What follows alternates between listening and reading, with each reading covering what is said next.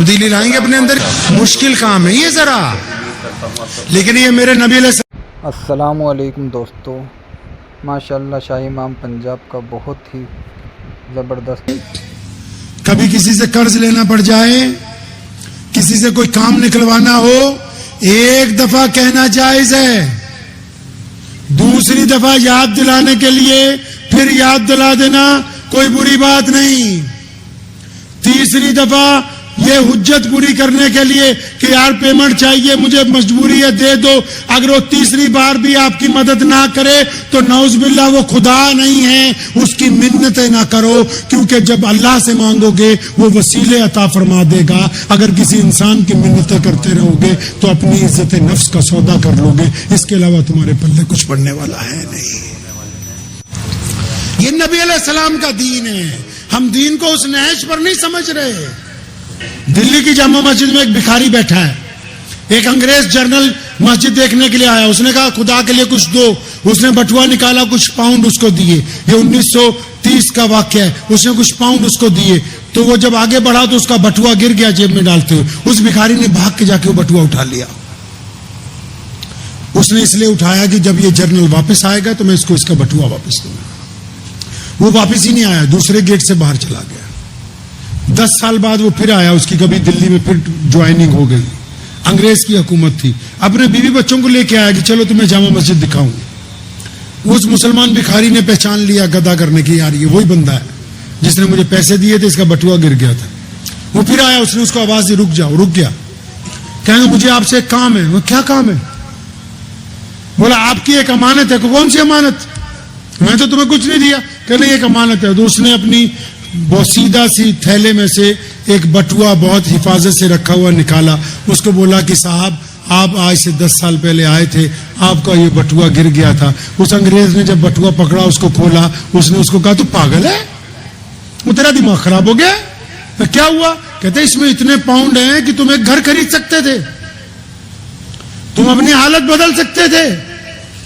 تو اس مسلمان گداگر نے کہا تھا, کہتا مجھے بھی پتا ہے کہ اس میں اتنے پیسے ہیں کہ میں ان سے اچھا کاروبار کر سکتا تھا, میں گھر خرید سکتا تھا, میں اچھی زندگی گزار سکتا تھا, لیکن یہ عشق کا معاملہ ہے, تم اپنا بٹوا لو اور جاؤ. تو وہ جرنل رک گیا, کہنے لگا عشق, بٹوے میں بھی کوئی عشق ہے؟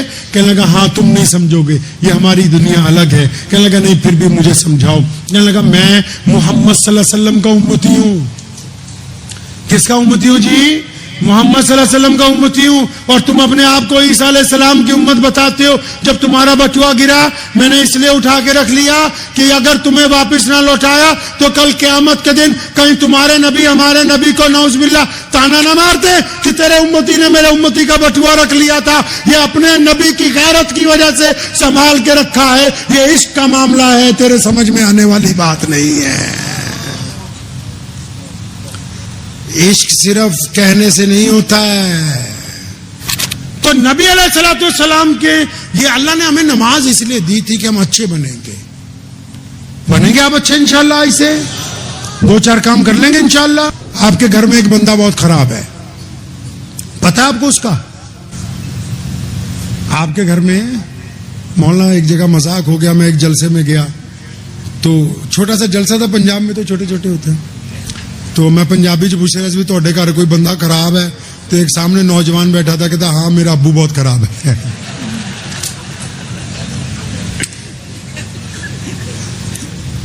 تو اسی طرح ایک جگہ اور گیا, میں نے کہا بھائی گھر سے تربیت شروع کرنی ہے, پہلے گھر والوں کو ہم صحیح کریں گے.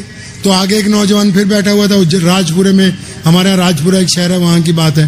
آگے ایک نوجوان بیٹھا ہوا تھا, بڑے اچھے کپڑے پہنے تھے. تو وہ مجھے کہنے لگا, میں کہا ہاں بھائی تو گھر سے شروع کرے گا تو کس کو پہلے گھر میں صحیح کریں گے؟ کہتا مولانا میں اپنی بیوی کو پہلے صحیح کروں گا. اب میں نے سوچا کہ یہ خود بھی مرے گا, ہمیں بھی تو گھر میں ایک بندہ خراب ہے. کون جی؟ ہم خود, ہمارا نفس. اگر آپ اچھے ہو جائیں گے تو ماں باپ کو ایک اچھا بیٹا ملے گا, آپ اچھے ہو جائیں گے تو اولاد کو ایک اچھا باپ ملے گا, آپ اچھے ہو جائیں گے تو بیوی کو ایک اچھا شوہر ملے گا, آپ اچھے ہو جائیں گے تو آپ کو ایک اچھا دوست ملے گا. تبدیلی لائیں گے اپنے اندر انشاءاللہ. مشکل کام ہے یہ ذرا, لیکن یہ میرے نبی علیہ السلام کی سنت ہے.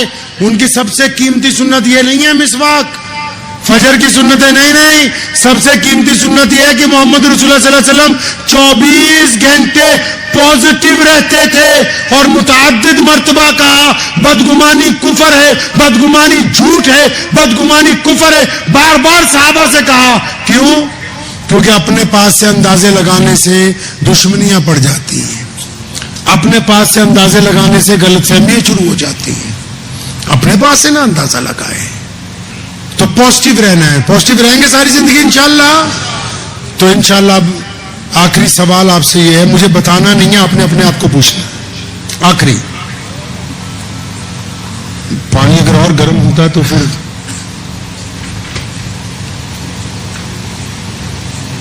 یہ تو حذیفہ بھائی کی دعا سے گلا چل پڑا, بس اللہ ہی جانتا.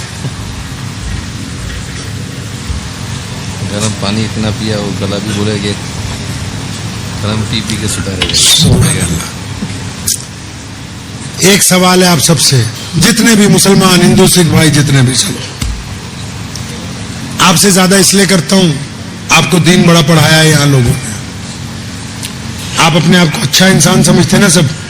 دل لگا ہوا آپ کے دل, ارے دل ہے آپ کے پاس, ہاں بولو بھائی. اس پہ ہاتھ رکھ لو. اسی سے پوچھنا ہے نا, کیونکہ یہی ایک چیز ہے جو دھوکہ نہیں دیتا. بندہ غلط بھی کرتا ہے تو اندر سے بولتا رہتا ہے کہ تو بے ایمانی کر رہا ہے, بندہ نہیں. اطمینان سے اپنے دل پہ ہاتھ رکھ کے یہ مجھے بتائیے, وہ لوگ آپ میں جو بچے ہیں یا بوڑھے ہیں یا جوان ہیں جو آج بہت اچھی حالت میں بیٹھے ہوئے ہیں ہمارے ساتھ, آپ کو اپنی زندگی میں کبھی کوئی ایسی شام آئی ہے آپ کے گھر پہ کہ آپ گھر پہنچے ہو اور آپ نے جا کے دوڑ کے اپنے ابو جان کو گلے لگایا ہو اور کہا ہو کہ ابو یار مجھے تجھ سے بڑی محبت ہے. کوئی وقت آپ کے پاس آیا ہو ایسا کہ آپ نے کہا ہو کہ ابو میں آپ سے بہت سی باتیں کروں گا آج, یا چھوڑو اگر والد چلے گئے دنیا سے, کبھی وقت آیا کہ آپ کسی شام سب یار دوستوں کو چھوڑ گئے ہوں اور آپ کا دل چاہو کہ یار میں اس بندے کے پاس جانا ہے جس نے اپنی ہڈیاں گلا کے مجھے اس قابل بنایا کہ آج میں اچھا کاروباری ہوں, اور پھر آپ اپنے باپ کی قبر پہ گئے ہوں اور اکیلے بیٹھ کے کچھ باتیں اپنے والد سے کی ہوں. کبھی ایسا وقت آیا آپ کی زندگی میں؟ اپنے دل سے پوچھے نا کہ کبھی کسی شام آپ نے اپنی والدہ کے پاس بیٹھ گئے ہوں, آپ اپنی بیوی کے پاس نہ گئے ہوں اس رات, اور اماں کو کہا ہو اماں ابو نہیں ہے, ہم دونوں بہت سی باتیں کریں گے, آج میں آپ کی خدمت کے لیے ہوں, تو میں آپ کا نوکر ہوں. اللہ نے قرآن میں کہا نا کندھے جھکا کے ماں باپ کے آگے جایا کرو, کہا نا اللہ نے قرآن میں. کبھی ماں کے ساتھ آپ نے وقت گزارا ہے؟ آپ کہہ رہے ہیں نا کہ آپ اچھے لوگ ہیں, کبھی کوئی ایسا دوست آپ کا بڑا پریشان ہو, بیماری میں ہو, دکھ میں ہو, درد میں ہو, آپ سارے کام چھوڑ کے اس کے پاس گئے ہو, یار میں تیرے ساتھ ہوں, تو گھبراتا کیوں ہے؟ کبھی آپ نے اس کو چھاتی سے لگایا ہو کہ میں تیرے ساتھ ہوں؟ کبھی آپ کی زندگی میں ایسا وقت آیا ہے؟ اس کو بھی چھوڑو, کبھی آپ نے کسی غریب کا ہاتھ پکڑا ہو سڑک پہ اور کہا ہو چل یار آج تو ہم اچھے ہوٹل میں کھانا کھلائیں گے, اپنے ساتھ بٹھا کے کھلائیں گے؟ کبھی ایسا وقت آیا آپ کی زندگی میں؟ پوچھو نا, اس دل سے پوچھو, یہ جھوٹ نہیں بولے گا آپ کے ساتھ. کبھی آپ کی زندگی میں کوئی ایسا وقت آیا ہو, آپ رستے میں چلتے رک گئے ہو اور ایک پتھر سڑک پہ پڑا ہو, آپ نے سوچا کہ میں اگر ہٹا دوں گا تو کوئی اور بائک والا نہیں گرے گا, کسی کی ہیڈ انجری نہیں ہوگی, میں اس کو اس لیے ہٹاتا ہوں کہ میرے نبی کا حکم ہے. آپ نے کبھی کوئی ایسی نیکی کمائی ہو؟ پوچھو اپنے آپ سے. کبھی کسی رات آپ مسجد میں پہنچے ہو اور آپ نے پھر بیت الخلاؤں کی صفائی کر دی ہو؟ کوئی رات ایسی گزری آپ کی زندگی میں؟ آپ کہہ رہے ہیں نا کہ آپ مسلمان ہیں, آپ کہتے ہیں کہ آپ اچھے انسان ہیں, آپ تو کہتے ہیں کہ میں سوشل بندہ ہوں بہت. لوگوں کو چھوڑو, باتیں کرنی آسان ہے, پرسنل لائف کا بتاؤ, اپنا بتاؤ کہ آپ نے اب تک کیا کیا انسانوں کے لیے. جو آئیڈیل ہیں وہ تو ہیں ہی, مولانا غلام بستانوی صاحب رحمت اللہ علیہ جیسے لوگ, وہ آئیڈیل اپنی جگہ ہے, وہ کر کے دکھا کے آپ بتاؤ آپ نے اپنی جگہ کیا کیا ہے. تو کچھ چھوٹا سا ایک کام اپنے دل کو ہی بتاؤ نا, مجھے بتانے کی ضرورت نہیں. یہ دل آپ سے جھوٹ نہیں بولے گا. اگر خدا کی قسم آپ نے آج تک کچھ ایسا نہیں کیا تو رسول اللہ نے کہا ہے کہ تم مفسر ہو سکتے ہو, محدث بن سکتے ہو, بلینئر بن سکتے ہو, آفیسر بن سکتے ہو, بڑے عہدے پر بیٹھ سکتے ہو, وزیر بن سکتے ہو, دولت مند ہو سکتے ہو, حسین ہو سکتے ہو, اچھے مقرر ہو سکتے ہو, لیکن اگر تمہارے دل میں کسی دوسرے کی تکلیف کو دیکھ کے تکلیف نہیں ہوتی, کسی دوسرے کے آنسوؤں کو دیکھ کے آپ کی آنکھ میں آنسو نہیں آتے, تو پھر آپ ایک اچھے انسان نہیں ہو سکتے. اچھا انسان بننا ہے, بنیں گے انشاءاللہ. یہ مدرسہ کیوں کھولا ہے پتہ ہے؟ میرا ایمان یہ ہے کہ کوئی گھر ایسا نہیں جو اس مدرسے سے اچھا کھانا نہ کھلا دے. پوری دنیا کے مدرسے کے مولوی مل کے بھی نا ایک ماں کے ہاتھ کا سواد نہیں دے سکتے, لیکن آپ کے بچے ہم یہاں اس لیے رکھتے ہیں, ہمارا ان کو مقصد صرف پڑھانا نہیں ہے, ان کو ایک اچھا انسان بنانا ہے, ان کے دل میں درد پیدا کرنا ہے, ان کے دل میں ماں باپ کی اہمیت. میں پنجاب میں رہتا ہوں, اکثر پنجابی میں اپنے ہندو سکھ دوستوں کو کہتا ہوں, چاہے وہ کسی بھی مذہب کے ہیں, اور میں ٹھیک ہے بچوں کو کانوینٹ اسکول میں پڑھا رہے ہو, خدا کے لیے ان کو اپنا دھرم پڑھاؤ تھوڑا. جو بندہ اپنے بچوں کو اپنا دھرم نہیں پڑھائے گا, مذہب نہیں بنائے گا, مذہب نہیں پڑھائے گا, تو اس کا بڑھاپا اولڈ ہوم میں گزرنے والا ہے.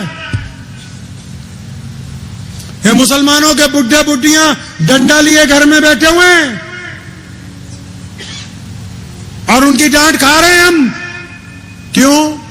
کیونکہ بچپن سے مدرسے میں مولوی نے یہ سمجھا دیا کہ امی ابو راضی ہیں تو اللہ راضی ہے, اگر امی ابو ناراض ہو گئے تو اللہ ناراض ہو جائے گا. انگریزی پڑھانے والے یہ تو بتا سکتے ہیں کہ آپ کتنے روپے کی نوکری کرو گے, یہ بتا سکتے ہیں کہ آپ کس کمپنی میں کتنے کا پیکج لے سکتے ہو, یہ بتا سکتے ہیں کہ کس عہدے پہ جا کے ریٹائرمنٹ میں کتنے کروڑ روپیہ ملے گا, لیکن وہ یہ نہیں بتا سکتے کہ حلال کا کھانا کس طرح ہے, حرام کا کھانا کس طرح ہے, بہن کی عزت کیا ہے, بھائی کون ہوتا ہے, پڑوسی کے دکھ درد میں کیسے کھڑا ہونا ہے. اگر یہ سب کچھ اپنے بچوں کو سمجھانا ہے تو ان کو اپنا مذہب آپ کو پڑھانا پڑے گا. پڑھائیں گے انشاءاللہ. غیر مسلم دوستوں کو بھی کہتا ہوں, اور مولوی حضرات بھی سن لیں, ہندوستان کا نوجوان عالم ہمارے قائد بیٹھے مولانا حذیفہ صاحب, ان سے گزارش بھی کرنے لگا ہوں, ویسے ہی اس کام کو کر رہے ہیں. جب اسلام دنیا میں آیا تو جب 300-400 سال ہو گئے نا حضرت عمر بن عبدالعزیز کے بعد, تو جو نئی سلطنتیں آئیں تو ان میں سب مولوی سر جوڑ کے بیٹھ گئے کہ عربی جہاں تک پہنچنی تھی پہنچی, آگے والوں کو کیسے سمجھائیں کہ رسول اللہ صلی اللہ علیہ وسلم کیا چاہتے ہیں. تو انہوں نے پھٹافٹ کیا کیا, عربی کے متن کو ایک طرف رکھا بڑے بڑے حرف میں, اس کا ترجمہ فارسی میں کر دیا. کس میں کر دیا جی؟ اب جب فارسی میں ترجمہ کیا, بے انتہا اسلام کی سپیڈ آگے بڑھ گئی. اب کیا ہو گیا, اب وہ فارسی میں ترجمہ کیے کو 1000 سال گزر گئے, ہم ابھی تک گلستہ بوستہ حمد باری پڑھا رہے ہیں. جبکہ اب جس طرح ہمارے اکابرین نے عربی کے ساتھ فارسی جوڑی تھی, اب ہم کو عربی کے ساتھ انگریزی, عربی کے ساتھ مراٹھی, عربی کے ساتھ اردو, عربی کے ساتھ ہندی, عربی کے ساتھ اپنی مادری زبان کو جوڑنا ہے. تاکہ یہ مسئلہ نہیں ہے کہ ساری دنیا مسلمان ہو, یہ ضروری نہیں ہے, لیکن یہ ضروری ہے کہ جن کو آپ کے متعلق کوئی غلط فہمی ہو گئی ہے, جو واٹس ایپ یونیورسٹی میں یہ سمجھتے ہیں کہ اسلام میں جہاد صرف لوگوں کو مارنے کے لیے ہے, جن کو ہم یہ بتا ہی نہیں سکے کہ یہ لوگوں کی عزت بچانے کے لیے تھا. واٹس ایپ یونیورسٹی نے جن کو یہ سمجھا دیا کہ مسلمانوں کے اندر بہت سی خرابیاں, کیونکہ اس یونیورسٹی نے اپنا ایک سلیبس بنا لیا. اگر ہم اسلام کی ٹرانسلیشن مادری زبان میں کریں گے تو جو اچھے لوگ ہیں, جو سمجھدار لوگ ہیں, ان کی غلط فہمی دور ہو جائے گی. اس غلط فہمی کو دور کرنے کے لیے ضروری ہے کہ ہم اپنی مادری زبان میں لوگوں سے بات کریں, ہم اپنی مادری زبان میں اسلام کی آیات کا ترجمہ کریں, تاکہ لوگوں کو بتا سکیں کہ اسلام میں جتنے بھی شعبے ہیں ان کا آخر کا نچوڑ محبت ہے, اسلام میں جتنے بھی کام ہیں ان کا آخر کا نچوڑ بھائی چارہ ہے, اسلام میں جتنے بھی کام ہیں ان کا آخر کا نچوڑ ہمدردی ہے. جب تک آپ یہ تبدیلی نہیں لائیں گے, اس وقت تک اگلی دنیا کو ہم اپنا پیغام سمجھانے سے قاصر ہیں.